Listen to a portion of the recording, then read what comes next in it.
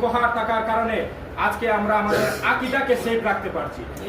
বর্তমান যে ফিতনার জমানা, এই সময় দেখা যাচ্ছে টাকার মাধ্যমে ইসলাম বিক্রি হচ্ছে, টাকার মাধ্যমে দিন বিক্রি হচ্ছে। ঠিক সেই সময় আল্লাহ রাসূলের আখলাকে হাসানা, উত্তম আদর্শ সমাজে প্রতিষ্ঠার জন্য তালামিদে ইসলামিয়া কর্মীরা সদা সর্বদা কাজ করতেছে।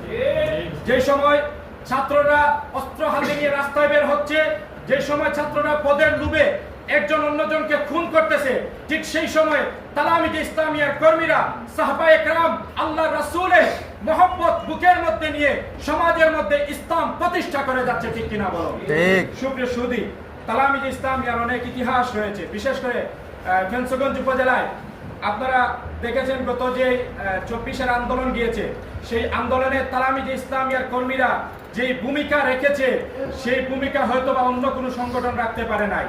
কিন্তু আজকে যারা মনে করতেছেন যে আমরা ফেঞ্চগঞ্জে হয়তো আমরা উড়াল দিয়ে এসে বসেছি, আসলে এরকম নয়। তালামিদে ইসলামিয়ার কর্মীদের জন্মই হচ্ছে ফেঞ্চগঞ্জ।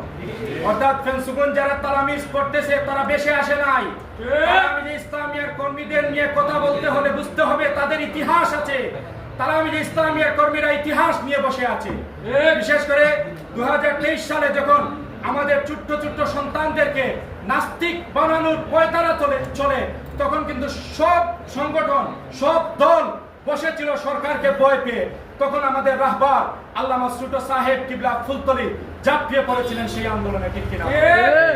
আমরা বিশ্বাস রাখি তালামিদে ইসলামিয়ার কর্মীরা তালামিদে ইসলামিয়া প্রতিষ্ঠা লগ্ন থেকে যেভাবে অন্যায়ের বিরুদ্ধে গর্জন দিয়ে আসছে, অতীতে ভবিষ্যতেও তালামিদে ইসলামিয়ার কর্মীরা অন্যায়ের বিরুদ্ধে গর্জন দিয়ে যাবে। ঠিক কিনা বলো?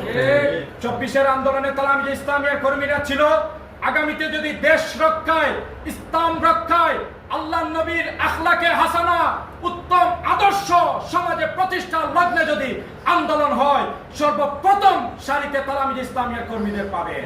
ইনশাআল্লাহ। আলহামদুলিল্লাহি রাব্বিল আলামিন। আসসালামু আলাইকুম।